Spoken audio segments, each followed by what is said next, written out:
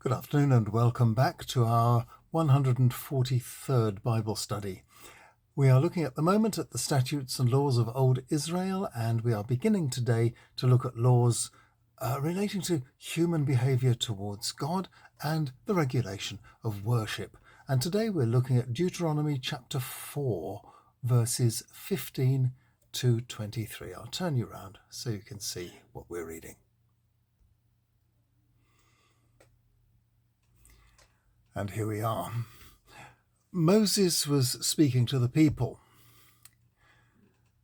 When Yahweh was speaking to you out of the fire on Mount Sinai, you weren't allowed to see what God looked like. So, for your own good, take care that you avoid sinning by making a handmade worship object that looks like anything at all, a man, a woman, an animal, a bird, a reptile, or a fish. Also, avoid being tempted to worship or be of service to celestial objects, the sun, the moon, the stars. Yahweh your God has given these to other nations to worship. But you are the people he rescued from the blazing furnace of Egypt. He brought you out and made you his own, as you remain to this day. It was your fault that Yahweh your God got angry with me and solemnly told me that I'm not to come with you across the Jordan. I can't come over into the productive land that he is giving to you. I'll die here in this land and never cross the river. But you are about to go over and occupy that fertile country. Take great care not to forget the agreement that Yahweh your God has made with you. Particularly, remember to obey his command not to make worship objects of any kind, because Yahweh your God is like a fiercely burning fire and tolerates no rivals. The verses I have quoted here are from the earliest compiler of Deuteronomy, way back in the time of Josiah. The religion of the neighbouring peoples was rich, sexy, and bloody. To some Israelites, it was amazing, exotic, and very attractive. The writer is thinking back to the time just before the Israelites were to cross the Jordan for the first time and enter the land they had been promised. And in writing, this early compiler contemplates what Moses might well have said to the people as they were about to go over and possess it. Simple details are given here about what is not to be tolerated. That included any representation used in worship made by a human of any living thing. It was not envisaged that heavenly bodies in the night sky would be represented in this way, but they themselves were not to be worshipped or served.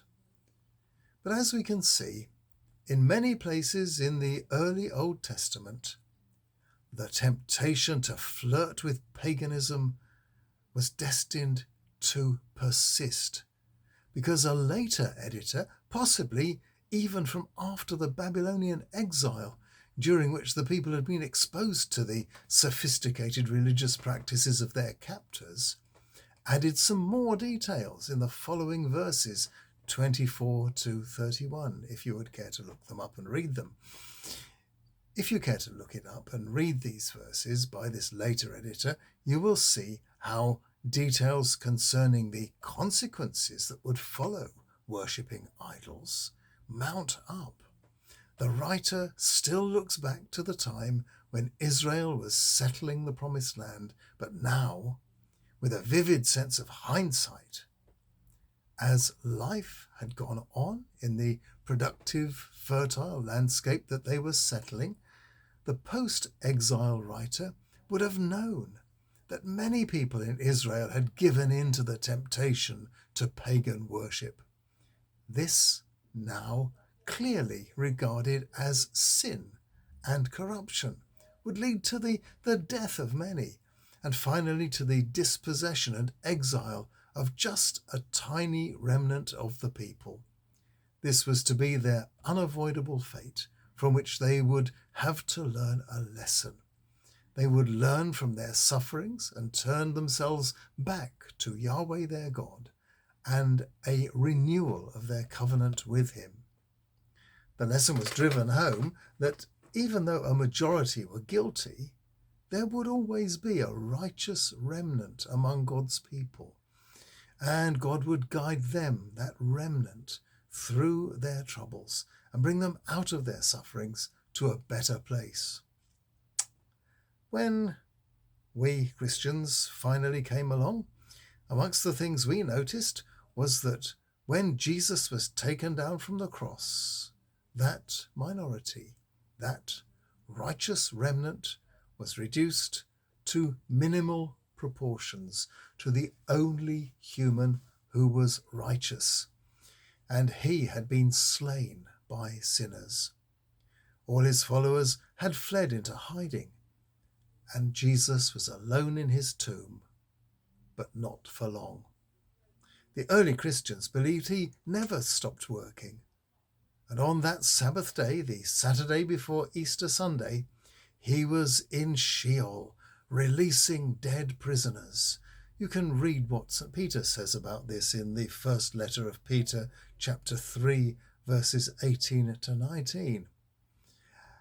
And then back on the surface of the earth, the rebuilding of God's people began that Easter morning, a people that grew to be the most successful faith the world has ever seen. Tomorrow, we find another commandment that is strongly echoed in the New Testament, the commandment to love God. And I'll see you then.